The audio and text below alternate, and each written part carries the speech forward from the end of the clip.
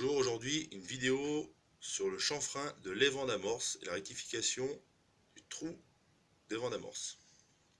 Donc pour ça, il nous faut un outil qui s'appelle comme ça, hein, dans la langue de l'autre côté de l'Atlantique. En gros, à quoi ça consiste? C'est un outil réglable en longueur pour s'adapter à tous les étuis, avec un forêt, donc là c'est en gamme large, amorce large, vous avez amorce small aussi, donc c'est le diamètre du forêt qui va, on va mettre là, qui va mettre bien circulaire votre trou d'évent d'amorce. Ici là vous avez pour cette partie là une partie forêt conique qui elle va faire le chanfrein sur le trou d'évent d'amorce. Comment ça se règle? Vous rentrez, donc c'est important par contre d'avoir bien mis tous vos étuis au case streamer. Donc ça c'est l'étape qui arrive une fois que vous avez récupéré vos étuis en fait entre guillemets neufs. Vous avez acheté une boîte de Mune, vous l'avez tiré et vous allez attaquer vos premiers recalibrages sur ces étuis. Donc on les passe au calibrage full, ça c'est important, pour que ça, voilà. Mise à la cote sur votre case streamer, et une fois qu'ils sont tous à la cote, ouais, on va pouvoir les chanfreiner à l'intérieur. Donc on le rentre par là, le forêt sort par le trou d'évent.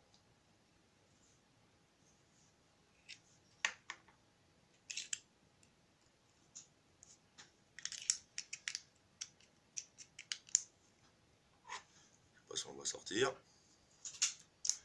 Une fois qu'il est sorti par le trou d'évent, je viens desserrer ma cam, la mobile, et je vais l'avancer,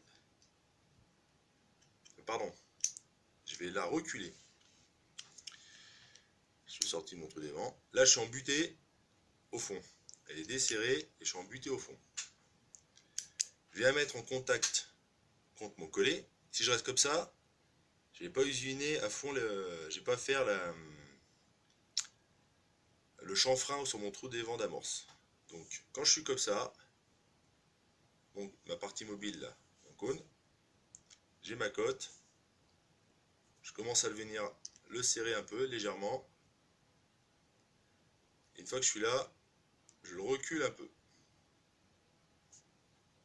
Et je viens serrer. Pourquoi? Comme ça, j'ai une cote plus grande. Si c'est plus grand, vu que ce qui va arrêter mon forêt, c'est le collet qui va être un appui là-dessus, on voit la trace hein, d'ailleurs, le laiton là. Et bien en étant plus grand, mon forêt va rentrer jusqu'au contact de la sortie de mon trou d'évent d'amorce et va commencer à chanfreiner. De toute façon, pour savoir si vous êtes bien réglé, quand vous rentrez là, on sent tout de suite que le forêt il mord dedans. Donc, on fait tourner. Voilà, il n'y a pas besoin de faire beaucoup. La réussite, c'est que quand vous allez le faire tomber, il y a des copeaux qui sont venus. Vous regardez, alors là, je suis pas sûr que ça rende compte à la caméra. Quand vous allez regarder, vous allez voir que votre outil est chanfreiné. Alors, comment je pourrais le mettre? Il faudrait de la lumière derrière.